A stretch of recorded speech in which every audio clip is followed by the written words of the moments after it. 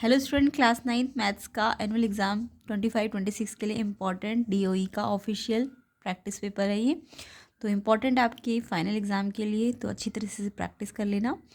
तो चलिए स्टार्ट करते हैं इसका सोल्यूशन। एंड प्लेलिस्ट में और भी PYQs है, उसको भी आप चेक कर लेना एंड उसकी भी प्रैक्टिस कर लेना। तो ऑफिशियल है ये, आपको अच्छी तरह से आना चाहिए। तो सेक्शन ए देखते हैं। First question, the coefficient of y in the linear equation. Linear equation आपको ना गिवन तो है, बट ये इसकी जनरल फॉर्म में गिवन नहीं है, यानी कि यहाँ पे y वाला देखो यहाँ भी टर्म है और यहाँ भी है, तो आपको पहले इसे सिंप्लीफाई करना है, देन इसका कोफिशिएंट ऑफ y पूछा है। तो अभी आप यहाँ पे देख के नहीं बता सकते कोफिशिएंट ऑफ y, पहले आप इसे इसके जनरल फॉर्म में लेके आएंगे।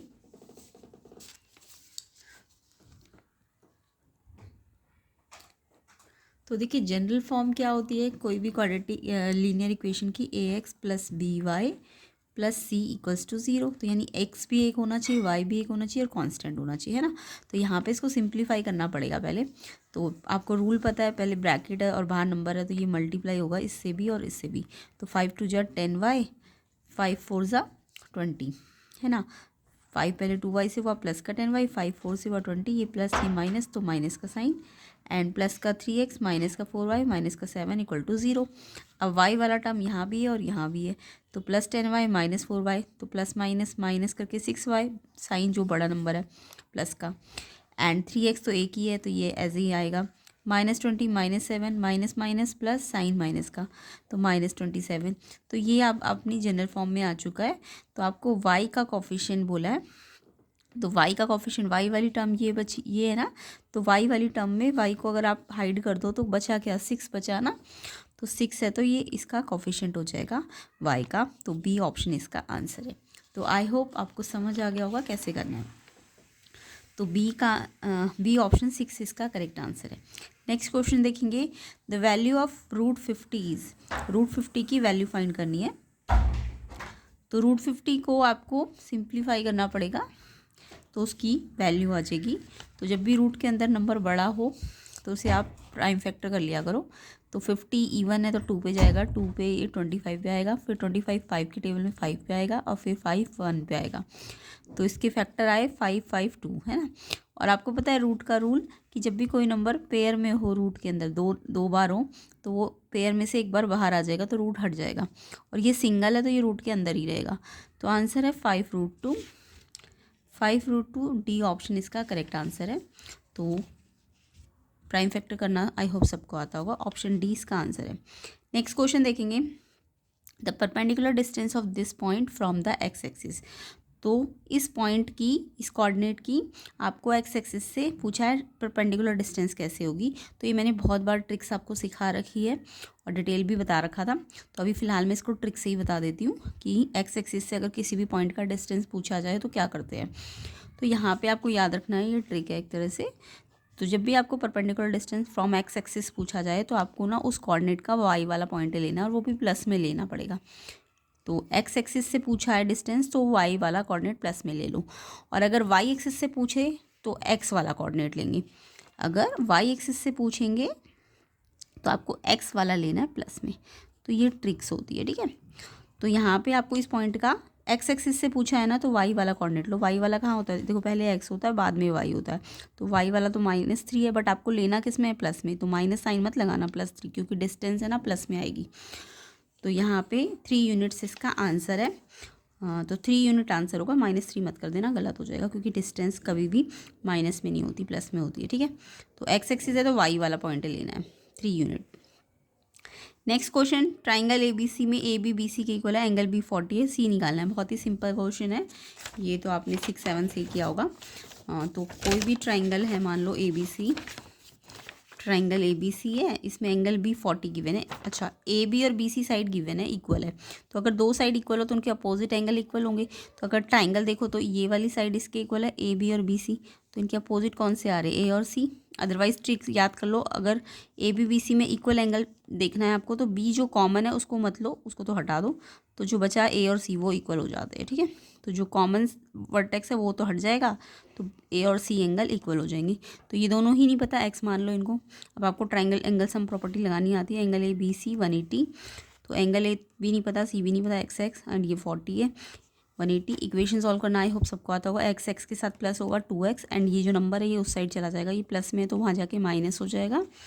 180 में से 40 माइनस करोगे 140 आएगा, और x निकालना है तो ये 2 मल्टीप्लाई में है ना, तो ये नेक्स्ट लाइन में डिवाइड में चला जाएगा, और 2 से ये कैंसिल हो जाएगा 70 डिग्री, तो x आ गया 70, और x आपने a और c को माना था, तो a और c दोनों 70 है, तो c आपसे पूछा है तो 70 डिग्री ऑप्शन सी।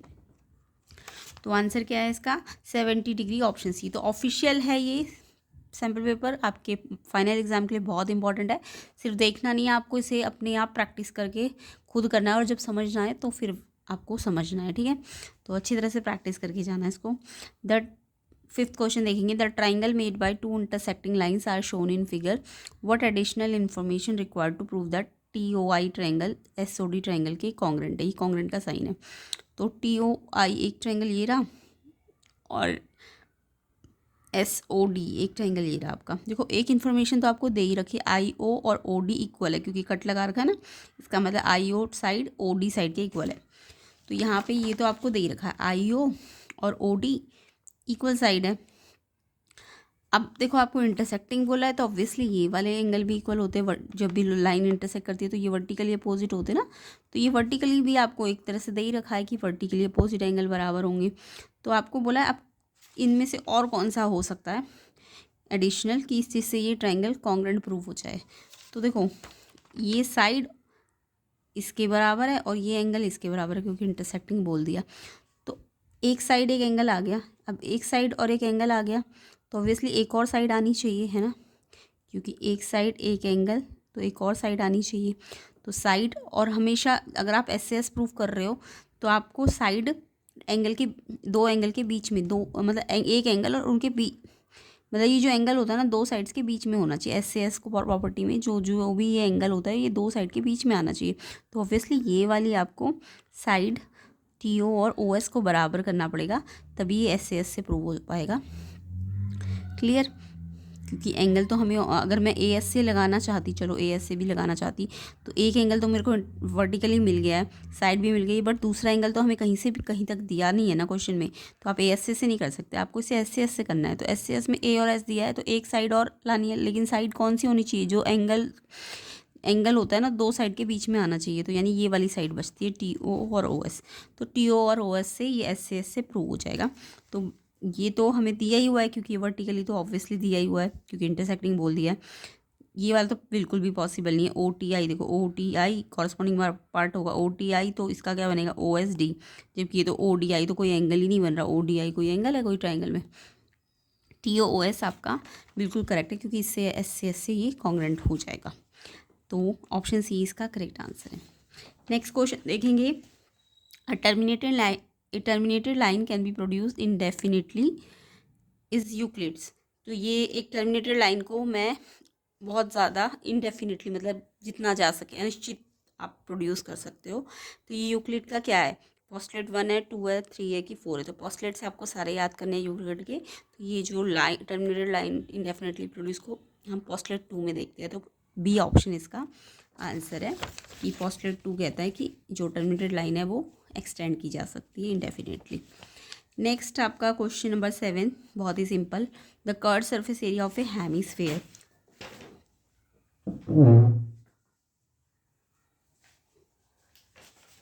तो यहाँ पे आपको कर्व सरफेस एरिया के फॉर्मूले आने चाहिए। और हेमिस्फेयर तो आपको पता ही है ना क्या होता है हेमिस्फेयर। पूरा जो स्फेयर होता है वो तो आपका जैसे फुटबॉल होती है स्फेयर, इसे स्फेयर कहते हैं। तो इसका तो 4πr² होता है। हेमिस्फेयर बोले तो आधा बाउल टाइप का जो सर्कल, आधा हेमिस्फेयर होता है, मतलब स्फेयर का आधा या बाउल। तो इसका कर्व सरफेस एरिया 4πr² का हाफ हो जाएगा 2πr²। तो आंसर क्या है 2πr², ऑप्शन बी। तो आंसर है आपका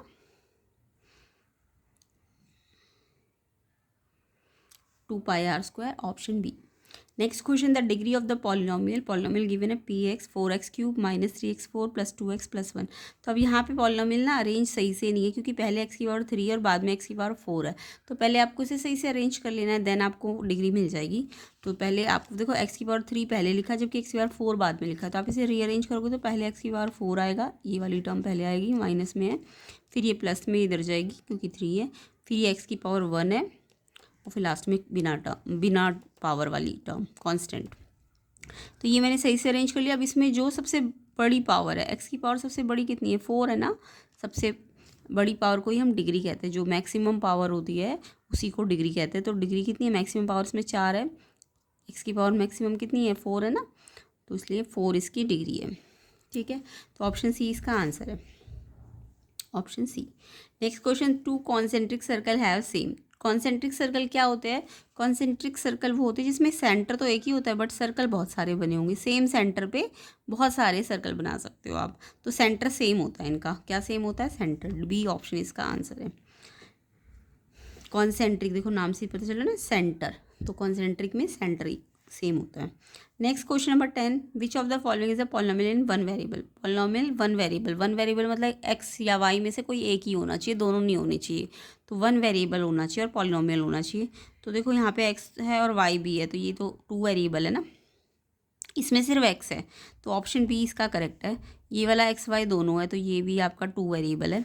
और एक्स 2/y, देखो यहाँ y डिनोमिनेटर में है, तो y अगर ऊपर आएगा 2/y को 2/y का अगर y ऊपर आया तो माइनस में आ जाएगा, है ना।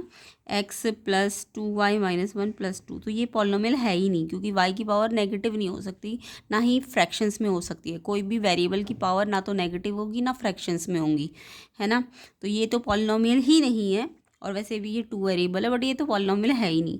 तो ये पॉलिनोमियल है, ये पॉलिनोमियल है, ये 2 वेरिएबल के, बट सिंगल वेरिएबल वाला ये है। तो आपको 1 वेरिएबल वाला ही पूछा है, तो बी 3x + 2।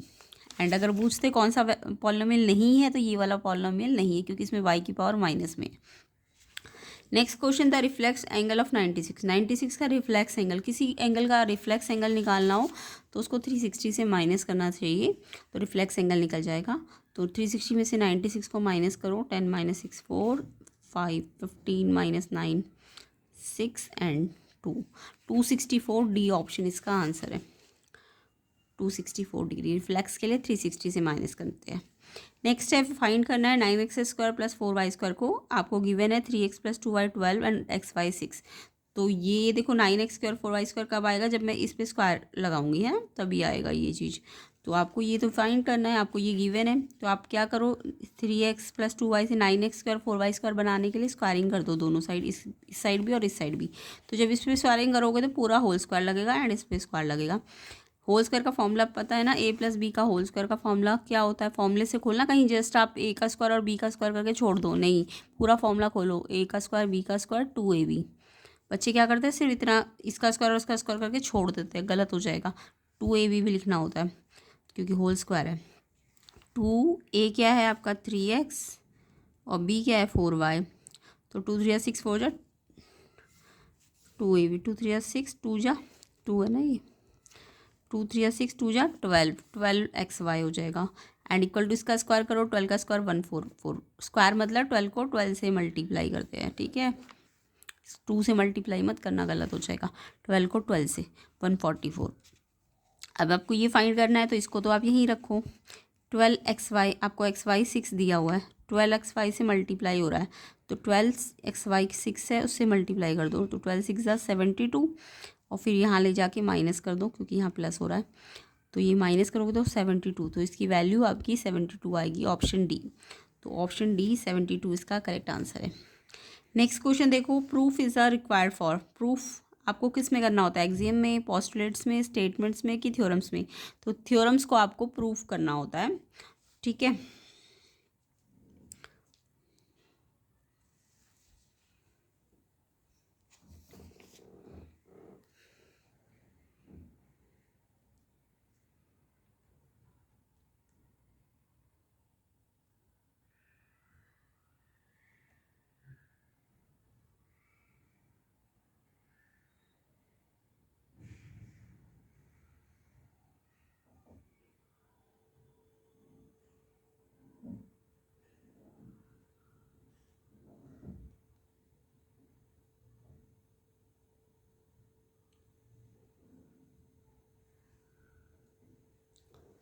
तो समझ आ गया होगा, प्रूफ किसको करना पड़ेगा, एक्सियम्स को, पोस्टुलेट्स को, स्टेटमेंट को कि थ्योरम को। जो थ्योरम्स होती है उन्हें हमें प्रूफ करना होता है।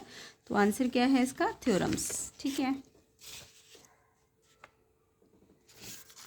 तो ऑप्शन क्वेश्चन 13 का आंसर डी थ्योरम्स करेक्ट है। नेक्स्ट क्वेश्चन पे आते हैं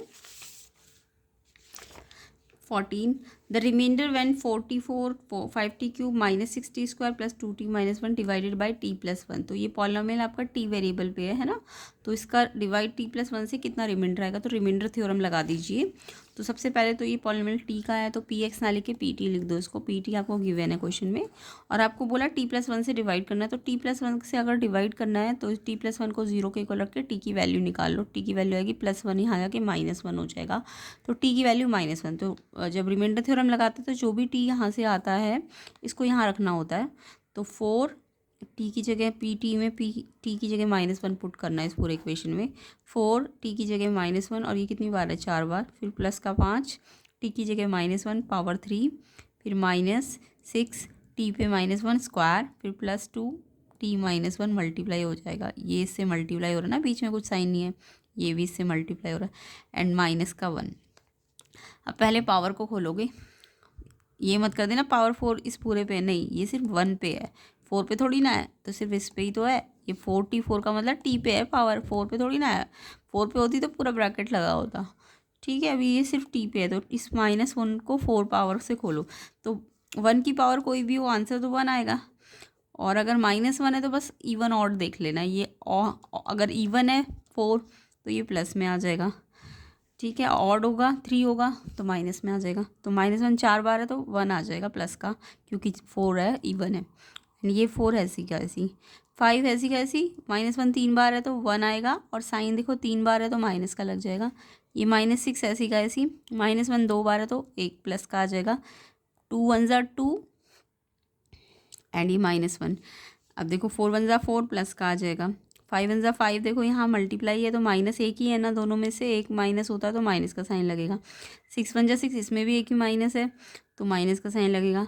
2 1 ज़ा 2, इसमें भी एक ही माइनस है तो माइनस का साइन, एंड ये -1। अब देखो प्लस का तो सिर्फ 4 है और माइनस के ये सारे हैं, तो माइनस माइनस सारे प्लस कर दो इन सबको। 5 6 11 2 13 1 14 एंड साइन माइनस का। अब एक प्लस एक माइनस माइनस कर दो, और जो नंबर बड़ा है उसका साइन लगा दो। तो प्लस माइनस माइनस करते हैं और जो बड़ा है उसका साइन लगाते हैं, तो इनमें से बड़ा कौन सा है, ये वाला ना, तो माइनस का साइन लग जाएगा। तो ये जो भी आंसर आएगा ये रिमाइंडर होता है, तो रिमाइंडर कितना बचेगा -10। तो आंसर क्या है इसका, बी ऑप्शन -10। नेक्स्ट क्वेश्चन पे आते हैं। In figure ABCD 2 equal cord, ये देखो AB और CD कॉर्ड्स है और इक्वल कॉर्ड्स है, तो प्रॉपर्टी लगानी है सर्कल की। और OP OQ जो है ये सेंटर से OP और OQ इस कॉर्ड पे ना परपेंडिकुलर डाले गए हैं, परपेंडिकुलर है कॉर्ड पे। POQ 140, POQ एक ट्राइंगल है देखो अंदर बन रहा है, और ये 140 है। APQ CQP आपको पूछा है कितने होंगे। तो यहाँ पे आपको क्या करना है ना, सर्कल की प्रॉपर्टीज कॉर्ड वाली जो आपने 10th ये 9th क्लास में पढ़ी हुई है, कि जब भी एक तो प्रॉपर्टी है सर्कल की, दो अगर कॉर्ड इक्वल है ना तो वो सेंटर से ना सेम डिस्टेंस पे होती है, यानी ये जो डिस्टेंस है ना सेंटर से, ये जो डिस्टेंस है ये इक्वल होनी चाहिए। तो क्योंकि ABCD इक्वल कॉर्ड है, तो इक्वल कॉर्ड है, अगर कॉर्ड इक्वल है तो कॉर्ड इक्वल को क्या करती है, क्या प्रॉपर्टी शो करती है कि जो सेंटर से डिस्टेंस है ना कॉर्ड का, जैसे इस कॉर्ड का सेंटर से डिस्टेंस OP है और इस कॉर्ड का सेंटर से डिस्टेंस OQ है, तो ये जो डिस्टेंस होंगे ना सेंटर से वो इक्वल हो जाएंगे। तो ये वाली थ्योरम है, equal chords are equidistance from centre, centre से इक्वल डिस्टेंस पे होती है, तो यानी जो सेंटर से डिस्टेंस है OP और OQ ये बराबर हो जाएगा। अब आप ये एक ट्राइंगल जो बन रहा है ना इसको कंसीडर करो, ये ट्राइंगल बन रहा है, इसमें ये एंगल तो 140 गिवन है आपको अंदर वाला, और ये दोनों एंगल अगर आप निकाल लूँ 1 और 2 कैसे निकलेंगे, क्योंकि ये OP और OQ क्या है इक्वल। तो मैंने ट्राइंगल में एक प्रॉपर्टी बताई थी ना अभी थोड़ी देर पहले, अगर ये दो साइड इक्वल है तो एंगल भी इक्वल होते हैं, तो ये जो 1 और 2 एंगल है ये भी इक्वल हो जाएंगे। ठीक है, इस कॉर्ड इक्वल है तो ये ये डिस्टेंस इक्वल है तो ये सामने वाले एंगल भी इक्वल हो जाएंगे, दोनों को x मान लेना।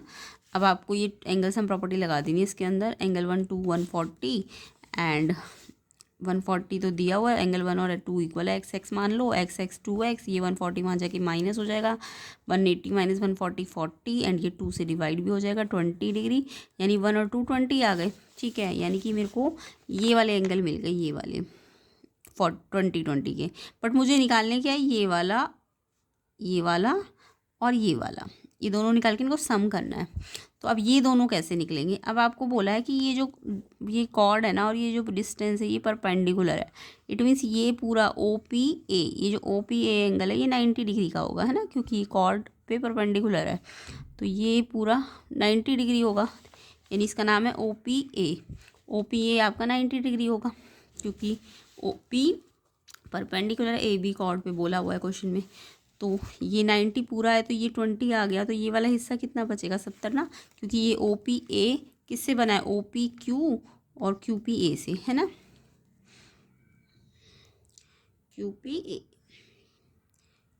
एक तो OPQ है और एक APQ है, इन दोनों से बना हुआ है ये 90। तो ये आपको निकालना है, ये तो आपने निकाल लिया 20, तो APQ आपका 90 माइनस 20 70 आ गया। सेम ऐसे ही ये PQC भी निकल जाएगा, ये 20 है तो ये भी 90 टोटल है, तो ये 90 माइनस 20 70 करके ये भी आ जाएगा CQP।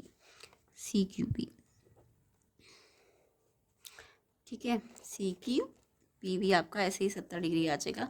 और आपको क्या बोला है क्वेश्चन में? आपको बोला है जो APQ और CQP है उनको टोटल करना है ना। तो सिंपल है, ये भी 70 आ गया, ये भी 70 आ गया, तो दोनों का टोटल 140 आएगा। ऑप्शन C इसका करेक्ट आंसर है। तो करने में ये क्वेश्चन बड़ा लग रहा है बट इतना बड़ा है नहीं, ये ट्रिक वाला क्वेश्चन है। तो आपको ऐसे ही दिमाग लगाना है कि ये कॉर्ड है, इक्वल है, तो ये डिस्टेंसेस इक्वल है और ये आइसोसेलेस ट्रायंगल बन जाएगा, तो ये एंगल निकल जाएगा। ये 140 तो ये 40, दोनों मिला के 20 और ये पूरा 90 है तो ये 70, ये भी 70, तो ये 140 आ जाएगा। ठीक है, तो इस तरीके से थोड़ा सा जल्दी जल्दी आप माइंड में भी सोच सकते हो। तो आंसर ऑप्शन C 140 होगा। नेक्स्ट क्वेश्चन फाइंड करना है x इस इक्वेशन से। तो x निकालने के लिए इक्वेशन गिवन है, बहुत ही सिंपल क्वेश्चन है ये। तो जब भी कोई इक्वेशन दी हो 2x + 5 13, तो आपको x कैसे निकालते हैं? तो अभी आपने किए भी थे ना, तो 2x x वाला टर्म तो यहीं रखो, 5 नंबर वाला टर्म उधर भेज दो, तो ये +5 है, वहाँ जाके -5 हो जाएगा। 13 - 5 8, साइन बड़ा नंबर बड़ा, प्लस माइनस माइनस, साइन जो बड़ा है, बड़ा कौन सा है? प्लस का ना, तो प्लस का साइन। फिर x निकालना है तो 2 मल्टीप्लाई में ना x के साथ, तो जो चीज़ x के साथ मल्टीप्लाई में वो डिवाइड में चली जाएगी, तो 2 4 ज़ा, तो x की वैल्यू 4। ऑप्शन C, बहुत ही सिंपल क्वेश्चन, C ऑप्शन इसका आंसर है। Next question 17, the graph of a linear equation in 2 variable represent. आपको बोला है कि जो लीनियर इक्वेशन का ग्राफ है 2 वेरिएबल का, वो कैसा होता है? तो देखो, चाहे लीनियर इक्वेशन 1 वेरिएबल हो, 2 वेरिएबल हो, इवन 3 वेरिएबल भी हो, लीनियर है ना। अगर लीनियर इक्वेशन है, बोल दिया लीनियर इक्वेशन है, तो ऑब्वियसली स्ट्रेट लाइन ही होगा। लीनियर है तो स्ट्रेट लाइन होगा उसका। तो चाहे 1 वेरिएबल हो चाहे 2 वेरिएबल हो, जो लीनियर इक्वेशन होती है उनके ग्राफ कैसे आएंगे? स्ट्रेट लाइन आएंगे। लीनियर बोल दिया ना, तो स्ट्रेट लाइन ग्राफ होगा। बी ऑप्शन इसका आंसर है। Next question, the area of an equilateral triangle having altitude A unit. अब यहाँ पे आपने इक्विलेटरल ट्राइंगल का एरिया याद तो कर रखा होगा, √3/4 साइड स्क्वायर। डायरेक्ट फॉर्मूला होता है, इक्विलेटरल ट्राइंगल का एरिया होता है √3/4 साइड का स्क्वायर। लेकिन यहाँ पे ना आपको एल्टीट्यूड के रिस्पेक्ट में निकालना है कि एल्टीट्यूड अगर A है तो इसका एरिया क्या होगा। यानी कि जो आंसर है वो साइड के रिस्पेक्ट में नहीं बोलना। अगर आपने याद किया होगा √3/4 साइड स्क्वायर, कहीं आप इस पर टिक कर, ये √3/4 साइड स्क्वायर इस पर टिक कर जाओ, नहीं, ये A साइड थोड़ी ना, ये तो एल्टीट्यूड दिया है। हाँ, अगर साइड A दी होती तो ये होता, क्योंकि इक्विलेटरल ट्राइंगल का एरिया √3/4 साइड का स्क्वायर होता है, ये याद रखना। साइड होनी चाहिए यहाँ पे, तब ये √3/4 होगा। तो यहाँ तो साइड, यहाँ तो A स्क्वायर तो है बट A तो एल्टीट्यूड है ना, साइड थोड़ी ना है। तो आपको एल्टीट्यूड और साइड का एक रिलेशन होता है, वो मैं बता देती हूँ कैसे निकलेगा। तो एक तो साइड वाला फॉर्मूला भी याद करके जाया करो अगर डायरेक्ट आंसर पता होना चाहिए, और एक एल्टीट्यूड वाला भी। तो मैं अभी एल्टीट्यूड वाला भी बता देती हूँ क्या आएगा इसका। तो सबसे पहले तो देखो, इक्विलेटरल ट्राइंगल है, इक्विलेटरल का मतलब क्या होता है? तीनों साइड S S S है। अब एल्टीट्यूड है तो मतलब 90 डिग्री। अब इक्विलेटरल में क्या होता है ना, ये जो एल्टीट्यूड होता है ना, ये मीडियन का काम भी करता है, क्योंकि इक्विलेटरल है। तो ये साइड ना पूरी S है ना, पूरी, तो ये आधी साइड ना S/2 हो जाएगी। ये वाली आधी वाली पूरी साइड S थी, तो ये एल्टीट्यूड ही मीडियन भी एक तरह से, तो इसको डिवाइड करेगा आधा। तो ये S, ये S/2, ये A, तो ये एक पाइथागोरस थ्योरम लगा दो इस राइट एंगल ट्राइंगल में, क्योंकि एल्टीट्यूड ही मीडियन है, तो ये साइड आधी हो जाएगी S/2, और ये A है, ये साइड है। अब कोई भी राइट एंगल ट्राइंगल में देखो, ये राइट एंगल ट्राइंगल यहाँ पे है ना, तो ये साइड जो है हाइपोटेन्यूज होगी, जो 90 के अपोजिट है वो हाइपोटेन्यूज होगा, परपेंडिकुलर होगा, बेस होगा, है ना, ये पाइथागोरस होती है। तो हाइपोटेन्यूज तो साइड है, साइड का स्क्वायर, फिर परपेंडिकुलर इसको मान लो s/2 का स्क्वायर यानी s का स्क्वायर और 2 का स्क्वायर 4 और फिर बेस इसको चाहे आप इसे बेस मान लो, इसे परपेंडिकुलर, इसका स्क्वायर प्लस इसका स्क्वायर तो इधर आएगा और ये हाइपोटेन्यूज है तो इसको अलग करो। s/2 का स्क्वायर मैंने खोल दिया, s का स्क्वायर बाय 4। अब ये a स्क्वायर तो एल्टीट्यूड है, तो इस एल्टीट्यूड को साइड की रिस्पेक्ट में लेके आओ, तो ये प्लस हो रहा है ना साइड वाला, ये साइड को साइड वाले के पास भेज दो तो ये प्लस हो रहा है, यहाँ आके माइनस हो गया। फिर इसका एलसीएम लो, 4 और 1 का एलसीएम 4, 4 इससे मल्टीप्लाई हो गया 4 साइड स्क्वायर, 1 इससे मल्टीप्लाई हो गया 1 side square, 4 side square minus 1 side square 3 side square upon 4। तो a स्क्वायर एल्टीट्यूड का स्क्वायर किसके बराबर होता है 3s स्क्वायर बाय 4। डायरेक्ट आप याद रखो, एल्टीट्यूड का स्क्वायर या एल्टीट्यूड का अगर फॉर्मूला निकालने को आए ना साइड की रिस्पेक्ट में, तो √3, अगर इस पे यहाँ से स्क्वायर हटेगा तो इस पर रूट लग गया ना, तो इस पे रूट का मतलब ये तो रूट में आएगा, साइड 2 बार है तो एक बार रूट से बाहर आ जाएगा 4, यानी एल्टीट्यूड का साइड के साथ ये रिलेशन होता है √3s/2। तो अगर आपको इक्विलेटरल में एल्टीट्यूड पूछे ना तो √3 साइड बाय 2 होता है, या फिर a स्क्वायर क्या होगा 3s स्क्वायर बाय 4। ठीक है, अब आपको तो फॉर्मूला साइड की रिस्पेक्ट में पता होता है, लेकिन हमें तो a दिया है तो हम साइड स्क्वायर को a की फॉर्म में लाएंगे, तो साइड स्क्वायर तो यहीं रहेगा, ये 3/4 वहाँ जाके रेसिप्रोकल हो जाएगा 4/3। तो साइड और a में ये रिलेशन है, साइड का स्क्वायर a स्क्वायर 4/3। तो यहाँ जो साइड स्क्वायर है ना उसमें मैं क्या लिख सकती हूँ a स्क्वायर 4/3 एंड ये √3/4 तो एज इट इज़, तो 4 से 4 कट गया √3/3 a का स्क्वायर। तो अगर साइड से याद रखना है फॉर्मूला तो ये होता है, बट अगर एल्टीट्यूड से याद रखना है तो डायरेक्ट याद कर लो √3/3 a स्क्वायर। ठीक है, एरिया ऑफ इक्विलेटरल साइड के हेल्प से निकालना है तो √3/4 साइड स्क्वायर होता है, और अगर एल्टीट्यूड की हेल्प से निकालना है तो √3/3 एल्टीट्यूड स्क्वायर होता है, और एल्टीट्यूड और साइड में ये रिलेशन होता है। तो इतना सारा करना नहीं है आपको, ये आपको डायरेक्ट याद करने है कि तो एल्टीट्यूड का साइड के साथ क्या रिलेशन है, और अगर एरिया साइड दिया तो ये वाला फॉर्मूला लगाना, एल्टीट्यूड दिया है तो ये वाला फॉर्मूला लगाना, सारा याद करो इनको। एल्टीट्यूड इक्विलेटरल के सारे फॉर्मूले आपको आने चाहिए। तो आई होप आपको इक्विलेटरल के फॉर्मूले याद हो गए होंगे, इक्विलेटरल का एरिया साइड की रिस्पेक्ट में क्या होता है और एल्टीट्यूड की रिस्पेक्ट में क्या होता है। ठीक है, तो यहाँ पे आंसर √3/3 a स्क्वायर आएगा, क्योंकि एल्टीट्यूड a की रिस्पेक्ट में निकालना है तो √3/3। नेक्स्ट एजर्शन रीजन देखो 19, एजर्शन है equation 2x + 3y = 5 has a unique solution. तो ये आपको एक लाइन की इक्वेशन दिख रही है ना जो 2 वेरिएबल वाला x y, linear equation 2 variable, तो क्या उसका एक ही सोल्यूशन होगा। देखो कोई भी लाइन है उसके तो x जितनी बार आप चेंज करोगे y भी चेंज ही आएगी ना, x y के तो जैसे अगर आप x2 रखते हो तो y कुछ आएगा, फिर x0 रखते हो तो y कुछ और आएगा, तो ऐसे तो इसके बहुत सारे सोल्यूशन होंगे। तो कोई भी लीनियर इक्वेशन का अगर सिंगल लीनियर इक्वेशन है तो उसका बहुत सारे सोल्यूशन होते हैं, तो एजर्शन आपका गलत है। ठीक है, तो कोई भी लीनियर इक्वेशन के सिंगल लीनियर इक्वेशन के बहुत सारे सोल्यूशन हो सकते हैं, तो एजर्शन तो गलत है। रीज़न है कि linear equation 2 variable infinitely many solution, yes अभी तो बताया मैंने, तो रीज़न तो करेक्ट है बट एजर्शन गलत है। तो एजर्शन जब गलत हो रिजन सही हो, इसका मतलब आपका ऑप्शन डी आंसर है इसका। तो 19 का आंसर ऑप्शन डी हो जाएगा। ठीक है, नेक्स्ट क्वेश्चन देखिए, एजर्शन है the square root of every positive integer is not irrational. मतलब मैं किसी भी पॉजिटिव इंटीजर का स्क्वायर रूट करूँगी तो वो इरेशनल नहीं आएगा। तो पॉजिटिव इंटीजर कहाँ से स्टार्ट होते हैं, 1 से। इंटीजर्स पता है ना 1 2 3 नंबर लाइन में इंटीजर्स क्या होते हैं, वैसे तो सारे इंटीजर होते हैं, 0 -1 -2 ये सब इंटीजर्स ही तो है। जो नंबर लाइन पे ये नंबर शो होते हैं 1 2 3 0 -1 -2 ये सारे इंटीजर्स हैं। बट आपको पॉजिटिव बोला तो 1 से स्टार्ट करो, पॉजिटिव इंटीजर तो 1 से स्टार्ट होंगे ना, 1 2 3 4 5 6, तो √1 तो 1 ही होगा, तो ये तो रैशनल आ जाएगा। √2 देखो रूट से बाहर नहीं आ सकता तो वो इरेशनल है। √3 इरेशनल है। √4 देखो √4 क्योंकि 4 2 × 2 यानी ये बाहर आ जाएगा ना, तो ये रैशनल है। तो यानी कुछ इंटीजर्स तो इरेशनल आ रहे हैं, बट कुछ जो पॉजिटिव इंटीजर है वो रैशनल भी तो आ सकते हैं, रूट से बाहर भी तो आ सकते हैं। तो इन्होंने बोला है कि square root every positive integer का इरेशनल नहीं होता। यस, कुछ रैशनल हो सकते हैं, कुछ इरेशनल हो सकते हैं। तो नॉट इरेशनल यानी कि नहीं होता, हर बार इरेशनल नहीं होता। एवरी वर्ड डाल दिया ना, हर एक पॉजिटिव इंटीजर का आंसर इरेशनल नहीं होता, कुछ का होता है कुछ का नहीं होता, तो नहीं होता, सबका नहीं होता। यस, ठीक है, तो एजर्शन सही है बिल्कुल।